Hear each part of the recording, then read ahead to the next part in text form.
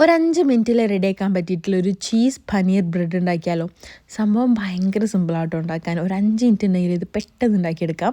അപ്പോൾ ഇതിൻ്റെ മെയിനായിട്ട് വേണ്ട ഇൻഗ്രീഡിയൻറ്റ് പനീറാണ്. അത് നിങ്ങൾക്ക് ചെറുതാക്കിയിട്ട് കട്ട് ചെയ്തിട്ട് ഒരു പാത്രത്തിൽ മാറ്റി വെക്കാം. ഇനി ഇതിലേക്കുള്ള മെയിൻ സോസ് ഉണ്ടാക്കാൻ വേണ്ടിയിട്ട് കുറച്ച് കെച്ചപ്പ്, മയണൈസ്, പിന്നെ റെഡ് ചില്ലി സോസ്. കെച്ചപ്പും മയണൈസും എന്തായാലും വേണം. പിന്നെ റെഡ് ചില്ലി സോസിന് പകരം പിസ്സൻ്റെ സോസോ അല്ലെങ്കിൽ ഷെസ്വാനോ എന്തെങ്കിലും ഉണ്ടെങ്കിൽ അത് ആഡ് ചെയ്യാം കേട്ടോ. നിങ്ങൾ ടേസ്റ്റ് അനുസരിച്ചിട്ട് മാറ്റം വരുത്താം.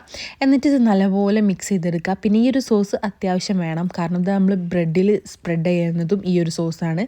പിന്നെ ലാസ്റ്റ് പനീർ കോട്ട് ചെയ്യുന്നതും ഈ ഒരു സോസിലാണ് കേട്ടോ. പനീർ കോട്ട് ചെയ്യുന്ന സമയത്ത് കുറച്ച് ഉപ്പ് കൂടി ഇട്ട് കൊടുത്താൽ കുറച്ചുകൂടി ബെറ്റർ ആയിരിക്കും. എന്നിട്ട് ഞാൻ ജസ്റ്റ് പനീർ ഒന്ന് കട്ട് ചെയ്തിട്ടുണ്ട് കേട്ടോ. ഇനി നല്ലപോലെ ഒന്ന് മിക്സ് ചെയ്ത് കൊടുക്കുക ഈ ഒരു സോസിൽ. ഇനി നേരത്തെ മാറ്റി വെച്ചിട്ടുള്ള ബ്രെഡ് ഉണ്ടല്ലോ, അതിൻ്റെ മുകളിലേക്ക് ഈ ഒരു ഫില്ലിങ് ഇട്ട് കൊടുക്കുക കേട്ടോ. ഇനി ഭയങ്കര സിമ്പിളാണ്, പ്രത്യേകിച്ച് ഒന്നും ചെയ്യാനില്ല.